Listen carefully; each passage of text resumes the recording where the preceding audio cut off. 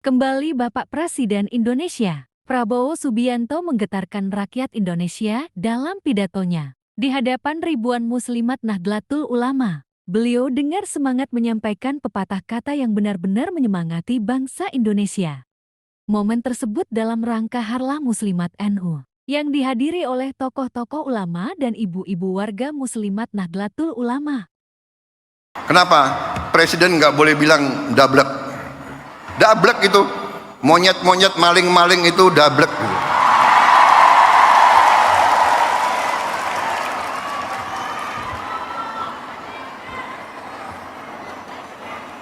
Nggak sadar-sadar, ya. Tapi percayalah, kami tidak akan ragu-ragu membela kepentingan rakyat Indonesia. Kami tidak ragu-ragu. Saya katakan, saya siap mati untuk bangsa dan rakyat Indonesia. Tidak ada yang kebal hukum di Republik ini. Di bawah Presiden Republik Indonesia Prabowo Subianto, Gibran Raka Buming Gibran, dengan semua kabinet, tidak ada yang kebal hukum. Sungguh luar biasa ancaman Bapak Presiden kepada para perusak negara Indonesia. Mari kita selalu doakan Pak Prabowo selalu sehat dan selalu semangat untuk kemajuan bangsa dan negara kita ini. Saya sebetulnya dalam perjalanan hidup saya sudah sering memberi taklimat, memberi ceramah, tapi saya terus terang aja agak grogi hari ini. Agak grogi. Ibu emak-emaknya banyak sekali.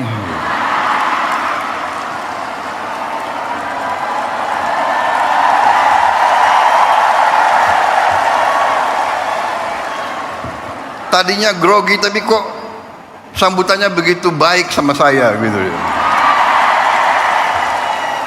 Terima kasih, mantap.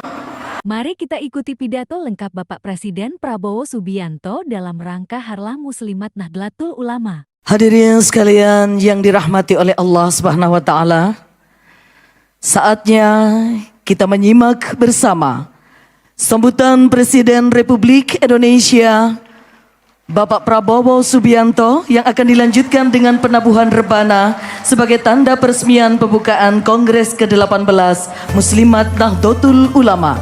Yang terhormat Presiden Republik Indonesia Bapak Prabowo Subianto, kami persilahkan. Bismillahirrahmanirrahim. Assalamualaikum warahmatullahi wabarakatuh.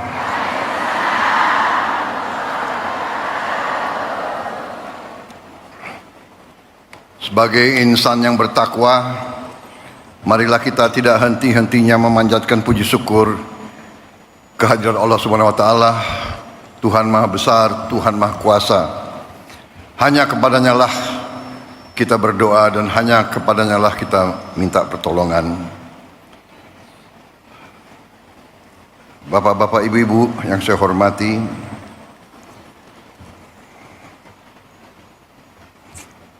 Saudara Wakil Presiden Republik Indonesia, Saudara Gibran Raka Buming Raka, Rois Am PBNU, Bapak Kiai Haji Miftahul Akhyar yang saya muliakan, Ketua Majelis Ulama Indonesia sekaligus Wakil Rois Am PBNU, Kiai Haji Anwar Iskandar yang saya hormati, Ketua Umum PBNU Kiai Haji Yahya Khalil Stakuf yang saya hormati, Sekretaris Jenderal PBNU sekaligus Menteri Sosial Bapak Saifullah Yusuf Gus Ipul, beserta seluruh pengurus PBNU yang saya banggakan, Menteri Agama Kiai Haji Nasaruddin Umar, Menteri Pemberdayaan Perempuan dan Perlindungan Anak Ibu Arifah Khairi, dan tuan rumah yang saya hormati dan saya muliakan, Ketua Umum Pengurus Pusat Muslimat Nahdlatul Ulama, Ibu Khofifah Indar Parawansa, beserta seluruh pimpinan pusat Muslimat Nahdlatul Ulama dan seluruh keluarga besar Muslimat Nahdlatul Ulama yang hadir langsung dan melalui dunia maya.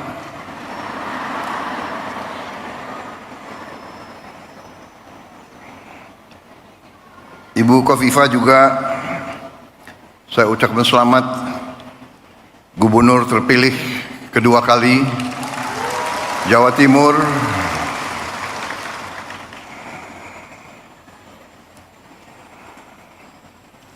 Banyak wartawan di sini. Boleh nggak saya sebut ketua tim pemenangan saya di Jawa Timur kemarin? Wartawan jangan yang itu nggak usah dibesarkan lah itu. Tapi saya terpilih menjadi presiden, saya menjadi presiden untuk seluruh rakyat Indonesia, termasuk yang tidak memilih saya.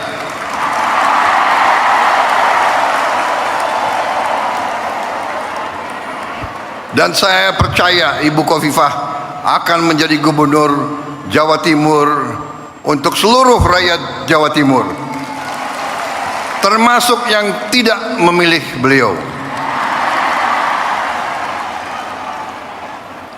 Para menteri koordinator, para menteri, para kepala badan, Panglima TNI, Kapolri, seluruh anggota Kabinet Merah Putih yang hadir, perwakilan tokoh-tokoh yang hadir di sini, Rois Suriah PWNU Jawa Timur Kiai Haji Anwar Mansur, Ketua Umum PP Persatuan Guru NU Kiai Haji Asep Saifuddin Khalim, Khatib Am NU Kiai Haji Ahmad Said Asrori, Ibu Yani Wahid yang hadir juga di sini. Tadi jimatnya Muslimat NU dan jimatnya NU.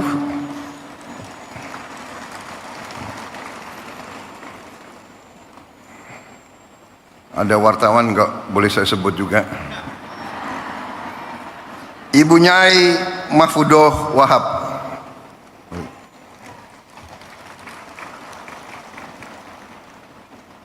Kiai Haji Hasib Wahab Hasbullah,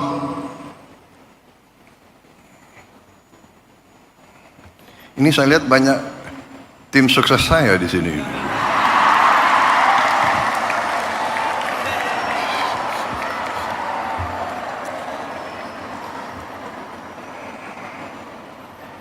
Sekretaris Umum Muslimat NU Ibu Ulfah Masfufah, para tokoh lain yang tidak dapat saya sebutkan satu persatu tanpa mengurangi rasa hormat saya. Bukan salah saya tapi salah staf.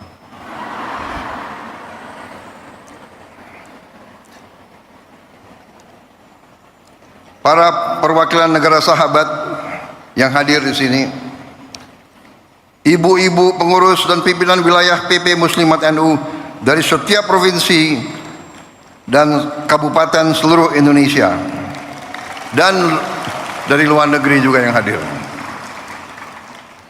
Saya sebetulnya dalam perjalanan hidup saya sudah sering memberi taklimat, memberi ceramah, tapi saya terus terang aja agak grogi hari ini. Agak grogi. Ibu emak-emaknya banyak sekali.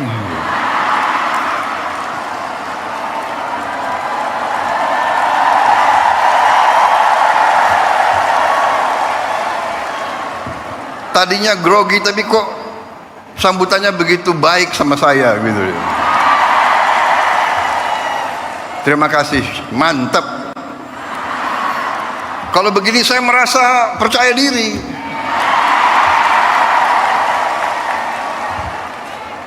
Ada TNI, ada TNU. Karena TNI menghadapi TNU. Karena TNU, apalagi muslimatnya banyak anaknya TNI, ya. Jadi kalau dipanggil oleh emak, dijewer telinganya, repot itu. Terima kasih muslimat NU, terima kasih. Saya sebenarnya tidak terlalu dekat dengan Ibu Khofifah. Saya baru jumpa, ya, baru menjelang mau Pilpres. Benar Bu Khofifah? Yang suruh saya menghadap Ibu Khofifah itu Pak Jokowi. Benar?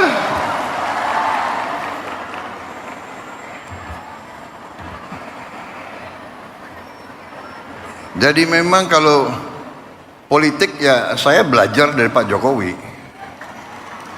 Nggak usah malu-malu lah, ya kan? Kadang-kadang orang sudah nggak berkuasa, mau dikuyu-kuyu, mau dijelek-jelekin. Jangan. Kita hormati semua. Hormati semua. Ada yang sekarang mau misah-misahkan saya sama Pak Jokowi. Lucu juga. Untuk bahan ketawa boleh. Jangan.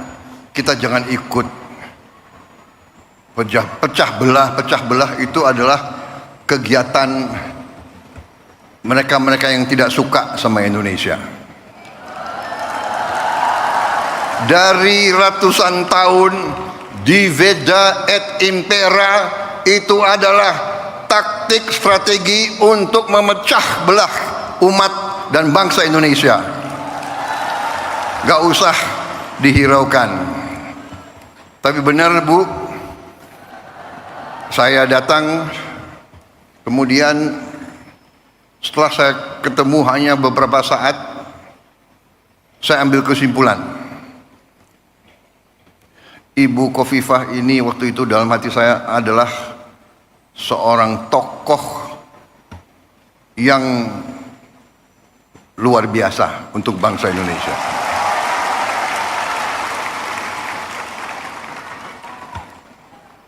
Kita bisa ambil kesimpulan tentang kemampuan seseorang, nggak usah lama-lama. Seorang pemimpin daerah, seorang pemimpin rakyat, kita bisa tahu kalau mengerti atau tidak kehidupan rakyat, mengerti atau tidak, menguasai atau tidak. Beliau menguasai itu, pertanian menguasai, produksi berapa ton di kabupaten mana, produksi beras di kabupaten mana, beliau hafal. Produksi cabai beliau tahu. Harga bawang merah beliau tahu. Ini pemimpin luar biasa. Untung beliau dukung saya kemarin itu.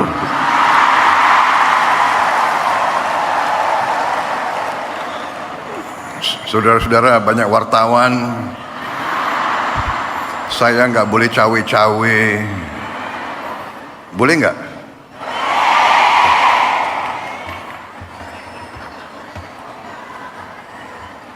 Enggak, saya bicara apa adanya. Itu keyakinan saya. Itu keyakinan saya. Jadi kita harus biasa bicara apa adanya. Yang benar itu benar, yang tidak benar itu tidak benar.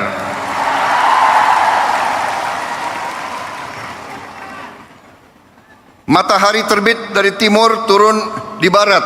Kita harus bicara apa adanya. Jangan coba-coba merubah-rubah kalau saya. Jadi saya sebetulnya tidak mau panjang lebar karena saya memang grogi, ya kan?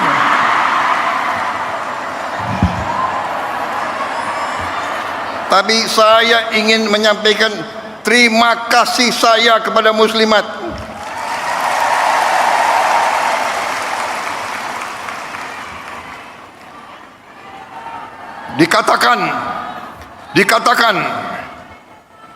Dikatakan bahwa kekuatan suatu bangsa, kehebatan suatu bangsa dibayar oleh darah putra-putra bangsa itu dan air mata ibu-ibu.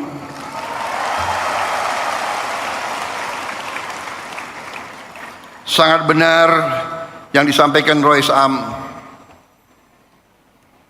Emak-emak yang menentukan masa depan bangsa ini itu emak-emak.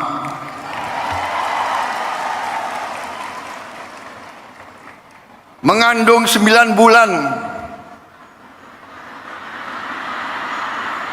Begitu lahir diurus. Lahirnya pun mempertaruhkan nyawa, membesarkan bukan 9 bulan, bukan bertahun-tahun membesarkan anak itu sampai bisa jalan, sampai berangkat ke sekolah.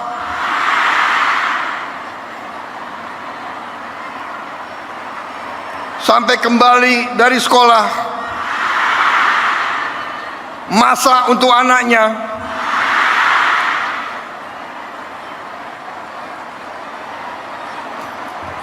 saya jadi ingat ibu saya.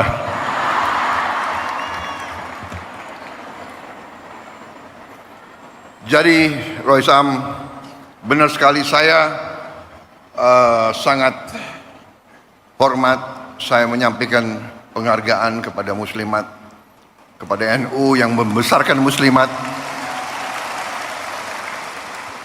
Luar biasa. NU dalam sejarahnya, dalam tradisinya, dalam setiap krisis bangsa, NU muncul untuk menyelamatkan bangsa. Sangat tepat saya kira bahwa NU memang lahir dan besar di Jawa Timur, dan di Jawa Timur kemerdekaan kita diuji. Kemerdekaan kita, saya selalu mengatakan, diproklamasikan di Jakarta 17 Agustus tahun 45, tapi diuji di Surabaya 10 November. Di sini ada konjen Inggris nggak? Nggak ada ya, nggak apa-apa. Kita sekarang sudah baik sama Inggris kok, nggak apa-apa itu. Tapi dulu Inggris ke Surabaya ini ingin menjajah kita kembali, dan arek-arek Surabaya dipimpin oleh para ulama mengatakan tidak. Kita tidak mau dijajah kembali oleh siapapun. Dengan demikian Surabaya dikatakan kota pahlawan. Saudara-saudara. Dan kita mengakui peran para kiai, para ulama semuanya menggelorakan perlawanan. Saya tadi sangat senang. Sekarang sebenarnya Ketua Umum PP Muslimat itu kalau di tentara itu ya bintang 4 lah kira-kira itu.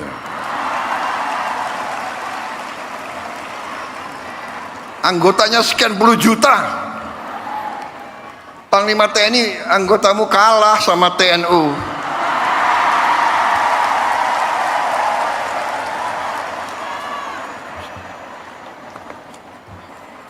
Ini pidato udah disiapkan bagus-bagus ini.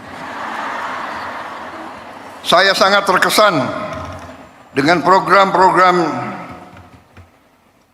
muslimat, program-program Ketua Umum Muslimat, Mustika Darling, ini sangat menentukan. Memang benar Ibu Khofifah bisa nangkap, kita harus sekarang sadar lingkungan, kita harus menjaga kebersihan. Dan itu pun kita dapat pelajaran bahwa kebersihan adalah sebagian dari iman. Kebersihan, kebersihan, kebersihan. Dan keindahan. Kita perlu menjaga sekitar kita. Kemudian komitmen muslimat untuk ikut serta dalam mengentaskan kemiskinan ekstrem, Mustika Mesem. Ini memang tujuan yang mulia, itu pun saya ambil sebagai panggilan perjuangan saya sebagai Presiden Republik Indonesia ke-8 yang diberi mandat oleh rakyat. Itu saya jadikan suatu tugas yang harus saya kerjakan. Dan saya merasa dibantu oleh pembantu-pembantu saya, menteri-menteri koordinator, menteri-menteri Kabinet Merah Putih, Panglima TNI, Kapolri, Jaksa Agung. Saya merasa kompak, merasa tim yang kuat. 100 hari kita telah kita kerjakan di luar perkiraan banyak orang, apalagi pengamat-pengamat yang suka nyinyir-nyinyir itu loh.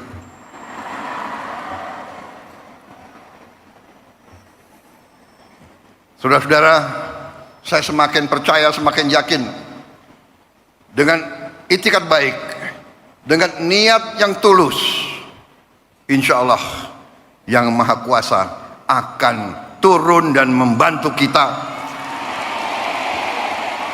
Niat kita adalah menegakkan keadilan dan kebenaran dan kejujuran.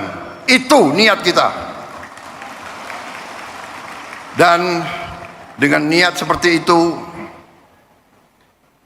kita yakin bahwa kita berada di atas jalan yang benar, di atas jalan yang diridhoi oleh Yang Maha Kuasa. Karena itu, saya bersama pembantu-pembantu saya tidak ragu-ragu sedikit pun. Kami yakin kami akan bekerja sebaik-baiknya untuk rakyat Indonesia, dan kami akan membawa keberhasilan untuk rakyat dan untuk bangsa Indonesia.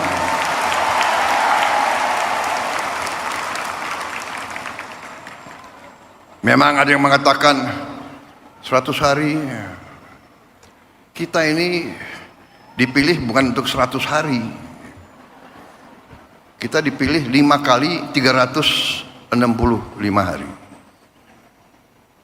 Saya setelah 100 hari tapi ternyata saya menemukan negara kita sangat-sangat kaya. Tapi kita harus introspeksi diri. Selalu saya katakan, kita harus berani introspeksi diri, mawas diri, dan kita harus berani menegakkan kebenaran.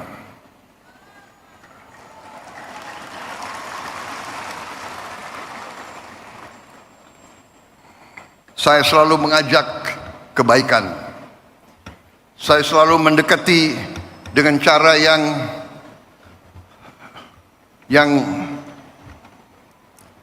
saya ingin kerukunan. Tapi kalau maling nggak usah diajak rukun.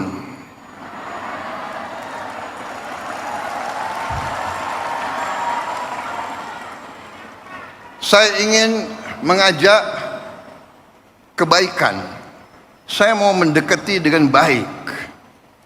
Ya, saya katakan sudah 100 hari.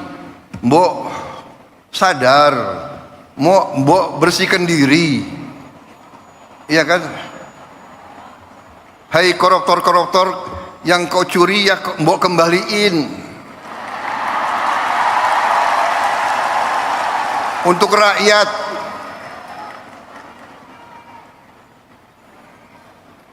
Kalau malu-malu nanti kita cari cara yang gak malu. Tapi mbok ya kembaliin. Saya tunggu 100 hari, 102 hari, 103 hari sudah. Ini 100 berapa hari ya? Apa boleh buat? Ya terpaksa lah. Jaksa Agung, Kapolri, BPKP, KPK,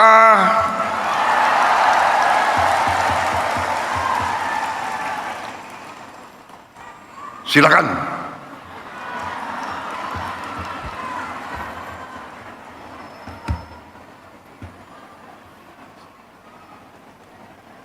Saudara-saudara, benar-benar saya nangkep di mana-mana rakyat kita sudah tidak mau lagi membiarkan kekayaan rakyat diambil terus.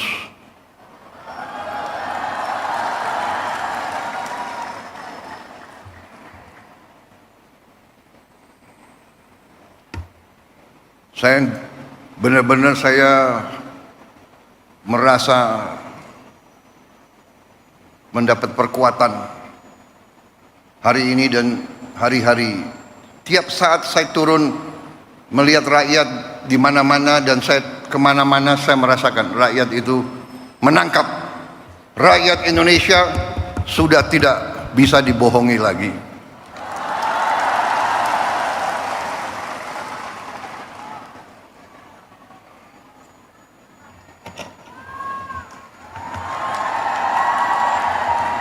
Saya melakukan penghematan. Saya ingin pengeluaran-pengeluaran yang tidak perlu, pengeluaran-pengeluaran yang mubazir, pengeluaran-pengeluaran yang alasan untuk nyolong, saya ingin dihentikan, dibersihkan.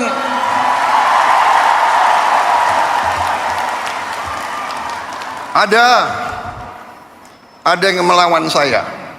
Ada. Dalam birokrasi merasa sudah kebal hukum, merasa sudah menjadi raja kecil.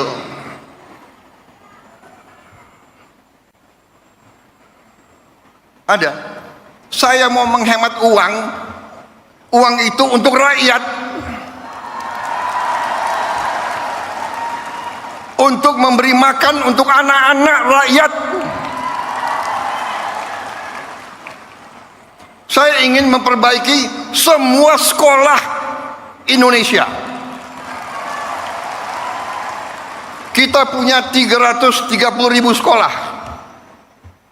Ibu-ibu yang guru, angkat tangan. Ibu-ibu, benar nggak? Lihat sekolah-sekolah, perlu diperbaiki atau tidak? Saya berapa hari ini lihat sekolah-sekolah.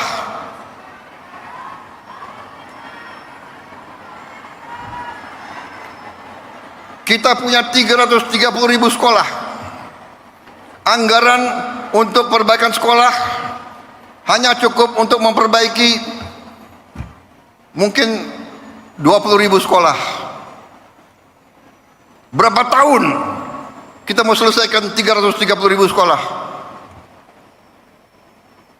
Karena itu perjalanan dinas perjalanan ke luar negeri dikurangi.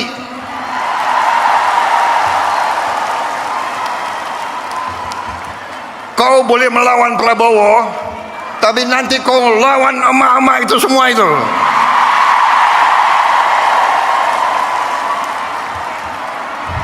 Bandel dablek. Gak usah keluar negeri, 5 tahun gak usah keluar negeri kalau perlu. Yang perlu keluar negeri, yang tugas keluar negeri, tugas belajar boleh, tugas untuk atas nama negara boleh. Jangan tugas yang dicari-cari untuk jalan-jalan. Kalau mau jalan-jalan pakai uang sendiri.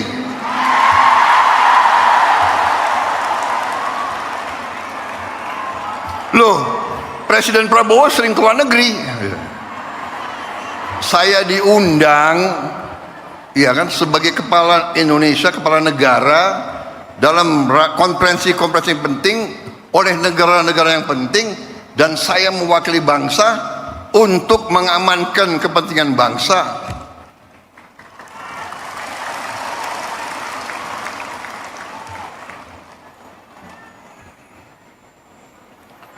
Cukup seminar, cukup kajian-kajian, cukup apa itu FGD, apa itu? Forum Group Discussion. Forum Group Discussion.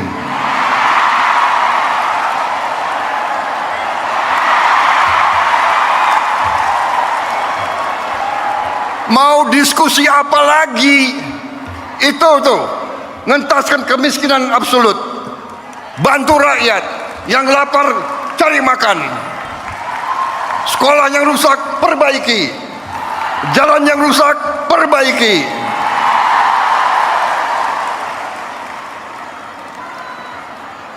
Diskusi,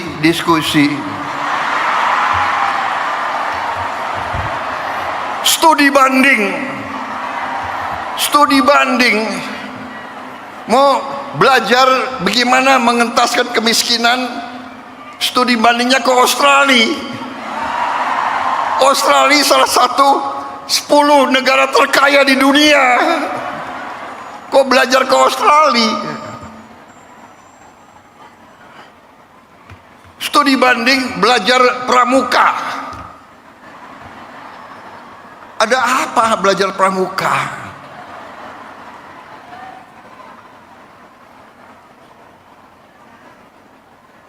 Grundel, habis itu lobby wartawan, LSM suruh nyerang. Nggak apa-apa, saya lebih takut emak-emak daripada takut mereka-mereka itu. Apalagi hari ini TNU mendukung saya.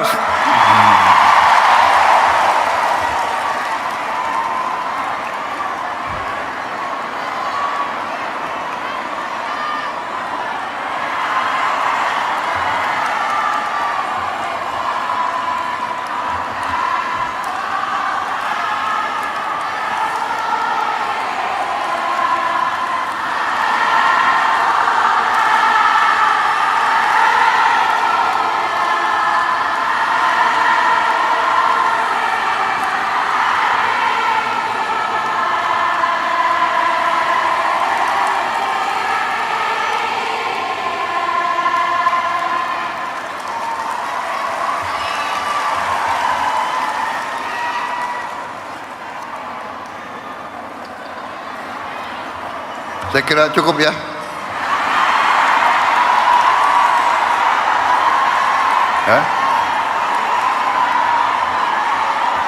Panitia, saya diberi waktu sampai jam berapa?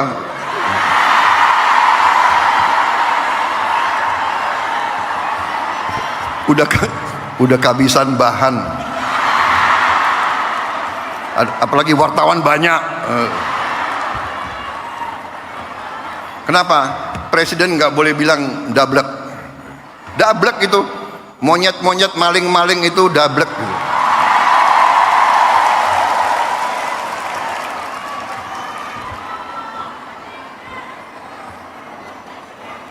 Nggak sadar-sadar ya. Tapi percayalah, kami tidak akan ragu-ragu membela kepentingan rakyat Indonesia. Kami tidak ragu-ragu. Saya katakan, saya siap mati untuk bangsa dan rakyat Indonesia. Tidak ada yang kebal hukum, di Republik ini di bawah Presiden Republik Indonesia Prabowo Subianto, Gibran Rakabuming Gibran, dengan semua kabinet. Tidak ada yang kebal hukum. Wassalamualaikum warahmatullahi wabarakatuh. Dirgahayu muslimat, pilihlah ketua umum yang terbaik. Jelas? Harapan saya, boleh kan? Tidak cawe-cawe kan? Terima kasih. Selamat berjuang muslimat. Selamat berjuang TNU.